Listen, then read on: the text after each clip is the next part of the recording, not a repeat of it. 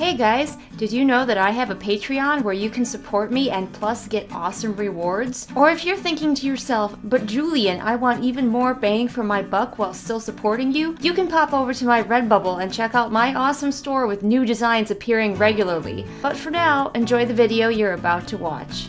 Hey guys, it's me, Julian Greystoke. I'm wearing my strong female character shirt.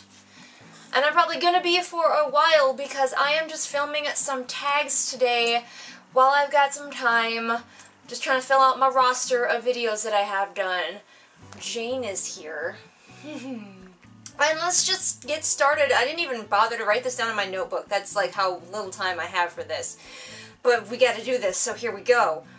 This tag was originally by Evie Driver, and it is the author origin tag. So we're just gonna get into it, and I haven't even really looked at these questions.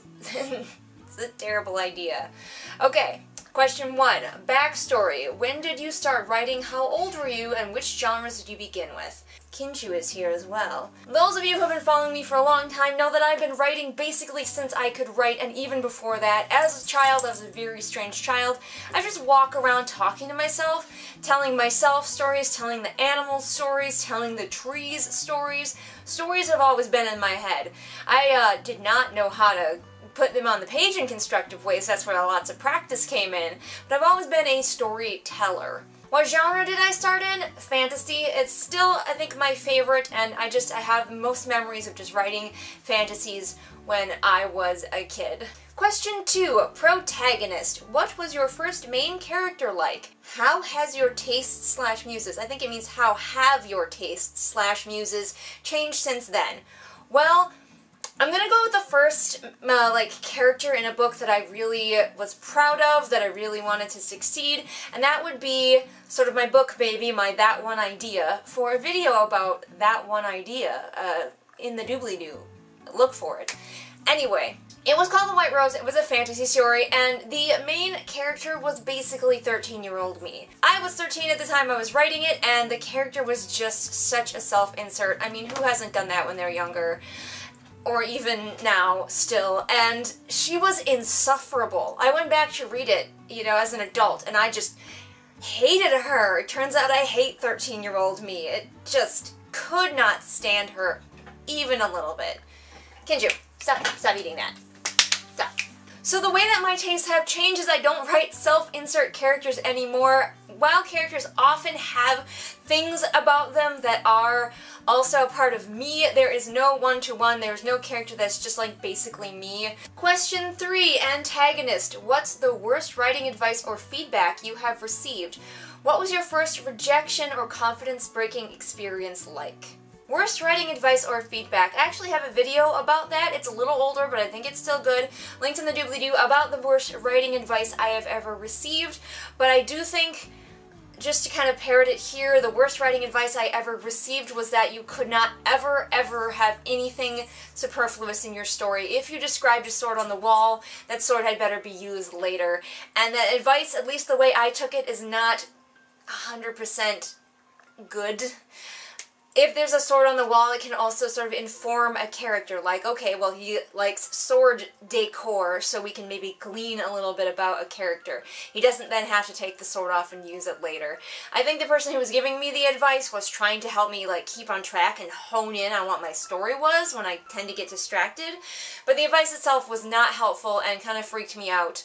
And so I've kind of been struggling since then to allow my voice and allow the things that matter to me to come through in my writing. Kinshu is now playing with her Jingle Ball toy, because I'm filming and why not? And my first rejection, I don't know, I don't remember my first rejection. I guess it must not have made a really huge impact on me. The first book I ever self-published, Phoenix, I was in my early 20s, I believe. It's still available, and people still like it, so, check it out if you're interested. But I did try to traditionally publish it, and for one thing, I was terrible at querying, but also I just don't think it was what the market was looking for. Even then, zombie books were kind of over. BT-dub, it's a zombie book. I love zombies and I will not be ashamed. And so I got really sick of that really quickly and I just self-published it. So I guess my first real proper rejections just kind of pushed me to be bored now, self-publishing this. So I don't know if that was good or bad. I don't think Phoenix was ever going to be traditionally published. just because of what it is. Question 4, superpower. What part of your writing process do you feel is your greatest strength? Emotion, showing versus telling, drafting, revising, character flaws, etc. My greatest, I think, strength overall is characters. I'm good at characters. I'm really good at making people that are whole people, that have flaws, that have their own goals and arcs. Apparently, I've also been told that I'm pretty good at writing pain, so... Question 5, kryptonite. What part of your writing process do you feel is your weakest? Everything else! Ha! I'm good at characters, and I feel like I don't have any skill with much else. That's bad. I'm not the best at plots. I'm not very good at... What else is there? There's plot and characters. What else is there? Everything else. I'm not very good at world building. I'm passable, like I can skate by, but the only place where I feel like I got real skill is with my characters, and everything else is just like, gee, I hope this doesn't suck too bad, and it probably does. Question number 6 is training montage. What strengths or weaknesses have changed over the years? Additionally, what have you done over the years to better your craft? What I've done over the years to better my craft is just practice a whole freaking lot. I read a lot, I absorb, I read critically. I was listening to a podcast the other day where someone was talking about how they have learned to read critically and now they can't go back. They can't go back to that part where they would just turn their brain off and enjoy a book.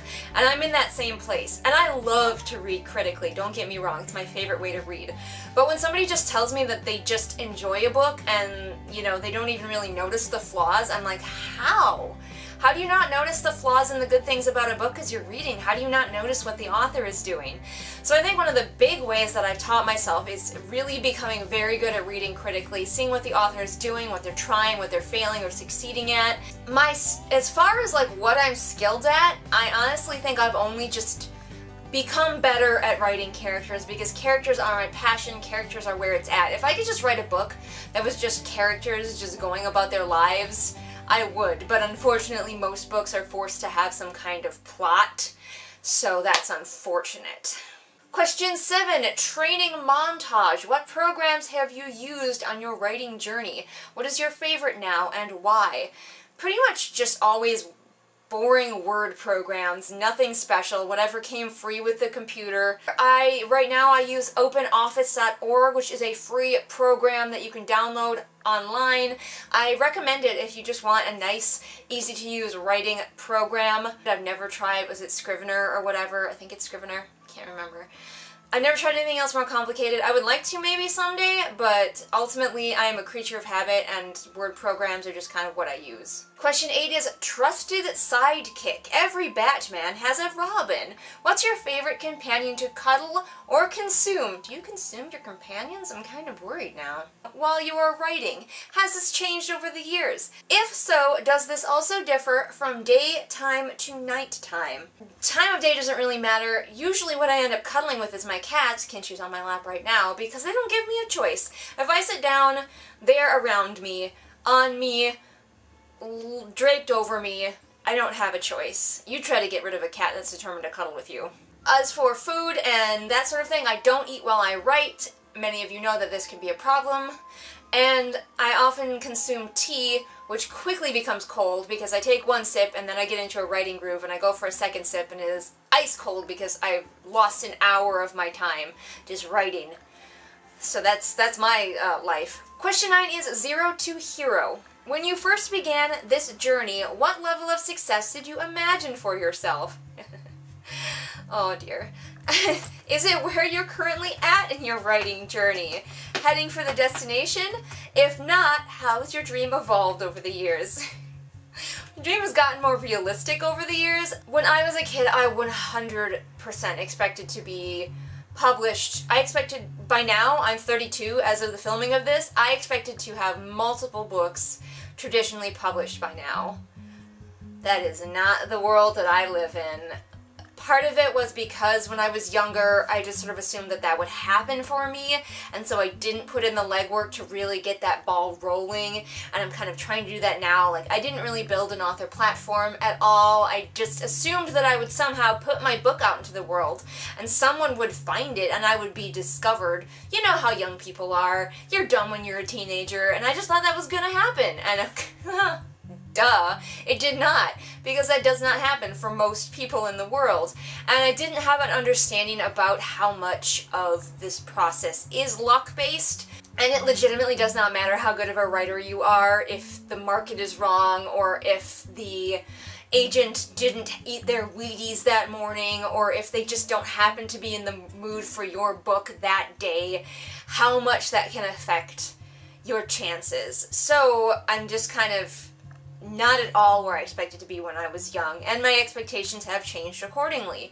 I still hope to be traditionally published. I still hope to have multiple books traditionally published once I get an agent, once I get a publisher, all that jazz. But I also have an understanding that it might be quite a long time, that I might not be published until my 50s for all I know. I don't know. I just can't predict. But I'm going to keep trying. I'm going to keep working at it. I have a lot better handle on the process. I have a lot better handle on the author platforms that I'm sort of expected to be on, so hopefully I'll just keep doing that and working towards that, and my goals have become a lot more realistic. Oh, young, naive, baby Julian, how stupid and foolish you were. Question 10, remember my name.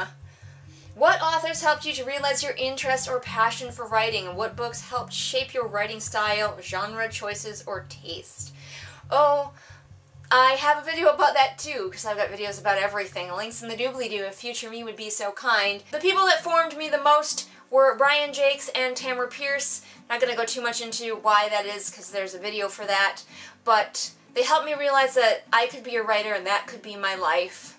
Maybe. That was back when I was young and naive, so who knows. Marvel vs. DC, a comparison is dangerous. How has comparing your author journey to others dismantled or helped your own? Any advice to overcome this? Pretty much any time that I have compared, it has been detrimental. It is very frustrating, especially when I was younger. I would see books published that I knew I was as good as those authors, and I'm still doing it. I guess I never got over it. I will read a published book and I will be like, I am this good. I'm not perfect, but I am this good at least. Why are they published and I'm not? And it's a very damaging thing, and it doesn't help me. It slows me down, it stalls me, it frustrates me in my writing journey, where I'm just like, maybe I should just quit because maybe this just won't happen for me. So comparing myself to others, for the most part, is pretty detrimental. And it doesn't come from me looking at other people's work very often and being like, oh, I'll never be that good. It comes from looking at published books and knowing that I am at least that good, and that I do deserve to be published, and going, why am I not? And I need to stop doing that because it just slows me down, and I can't stop, won't stop, I gotta keep rolling. 12. Obligatory love interest. Looking back on your earliest projects, what genres have you grown to love or hate to write? Well, pretty obviously, I still love writing fantasy. It is, I think, my one true love as far as writing goes. I have branched out. I do write in other genres. I've done my first proper sci-fi, which will hopefully get published someday in the future, way out there. And that was very exciting. So, but fantasy will always be my true love, and often when I come back to, I might do, technically Phoenix is contemporary because it's a zombie story, so I might do more of that. But yeah, that's basically it. I branched out a little bit, but fantasy will always be where I come home to. Question 13. Arch nemesis. What are the most common excuses you've given yourself or outside forces you've overcome that prevented you from writing your story or crush your confidence? Wow, did I even read that sentence correctly?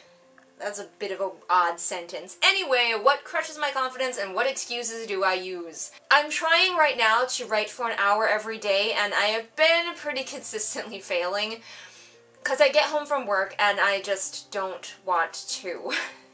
Good news, everyone! It's Julian from the future, here to share with you that this video is no longer correct. You see, I was going to tell you that I haven't really been getting my writing in and telling you why, but I recently changed locations for my job. I've been moved to a different building, and this building allows me to have a lot more time to just write on my breaks and stuff like that. So I've been getting a lot of words done. I am plowing through my latest fantasy project at Mach speed, so soon I will have yet another book that no one will publish. Yeah!